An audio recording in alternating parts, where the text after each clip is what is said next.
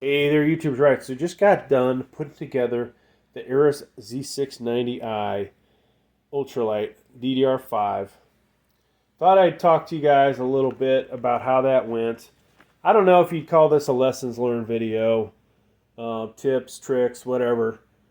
If you're thinking about buying this, this is also not necessarily a review yet. We haven't really played with it much, but just getting to this point where it's running lights up.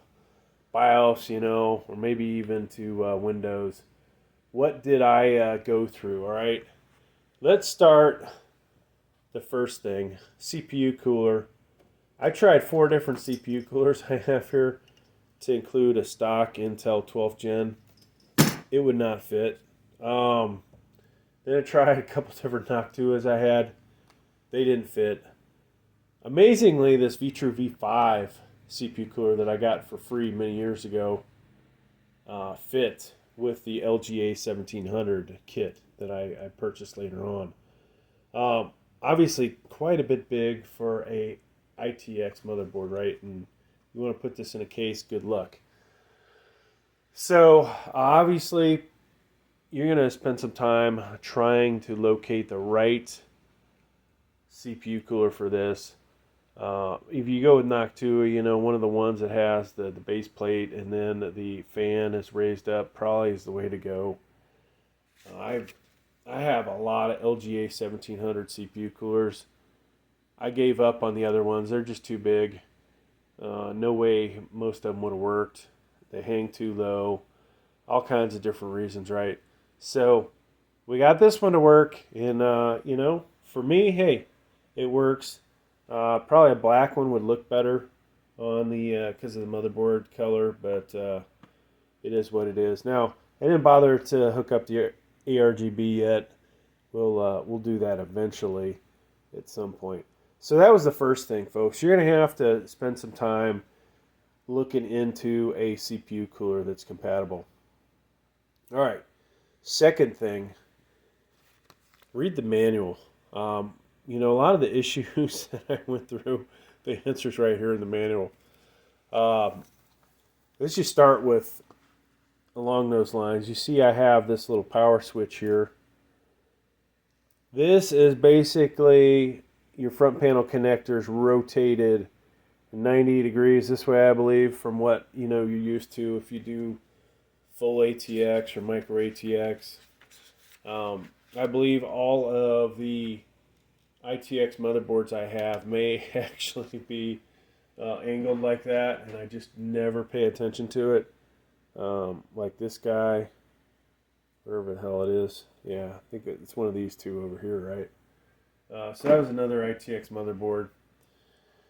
But yeah, you obviously want to, look at your manual. It is right in here how to actually connect those. It's oriented exactly like it is, right? Here it is, and this matches that up. So when you go to just, do a basic test, looking for your power switch, if this was ATX motherboard, you'd be looking at it this way. So it's always like the second row, third and fourth pins.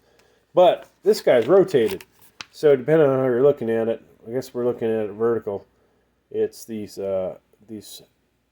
first 2 pins on the right side, right? Except for, that one's doesn't have a pin. But so that was one thing, right? Now, solid state drive. This'll take 2 M.2s. This heatsink here houses basically one of them underneath it, and then there's a board and then another one on the underside of that. So the key really is, folks, figuring out how to take this off, right? 3 screws take this off. Then to get the BTB board out of here, you've actually got to pull this HD audio cable here, right? This thing's hidden back in here. I could not get that thing out of there for the life of me. Once again, though, right in the instructions, folks, is HD audio, and basically that you've got to pull that cable out of there, as we see here. So to get that board out, it does talk about it. All right, so you get that out, then you get the BDB board out, and you can put both drives in. Now, check this out though. Depending on your CPU cooler, you may or may not be able to get that out without some disassembly, right? I definitely would have to take my fan out. I may have to actually take the CPU cooler off here to get that to work. So that, made it a little painful. Now, of course, if you're never going to use the HD audio, you could, after you put your drive in, stick it back in there. But this thing's going to hang here. This cable is too short, folks, to put it this way. What you would have to do if you had a graphics card, and we will eventually put one on here, hold this up like that and then snap the graphics card in if you use the HD audio. Otherwise, you might as well, probably just chuck it back in there.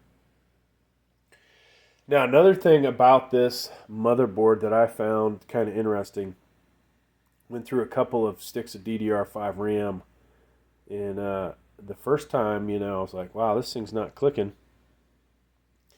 Finally, I, kept trying it, and we got it to click. But this thing is either super tight. Did not have that same issue with the other DDR5 motherboard when I use this RAM, but had the damnedest time getting this thing to double click. So, of course, if you're looking at this, depending on your type of RAM, but you can see how there's nothing on this face, right? The text and everything else is on the other side of this thing. And DDR5, it looks less obvious that one of these is longer than the other. So just, be careful there. Don't, if it's not fitting, don't force it.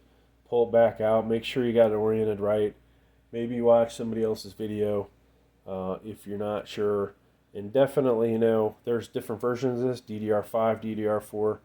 DDR4 is only like $150, and the DDR5 version's $170.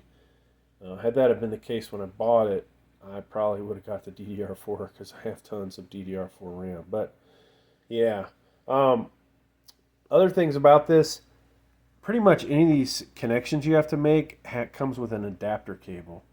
In a lot of aspects, that's going to be annoying, at least for me. My other ITX motherboards, I don't remember having a lot of, strange connectors. Like this has regular USB 2.0 on it. So it's interesting. Now there are standard stuff there, SATA, Type-C Charlie, USB 3.0, but when you get up over in here, folks, pretty much all of those have some kind of adapter, as shown in the unboxing video. But yeah, I would say that's really about all that I had for lessons learned or tips with this CPU cooler, the RAM, power switch, and then solid state drive. Figuring out how to get in there and get that second M.2 in there. Of course, if you watch my unboxing video, you'll see me struggle with that, and eventually we figured it out, right? But it all boils down to read the damn manual, all right? Hey, thanks for checking out the video. Please like, please subscribe. Thank you.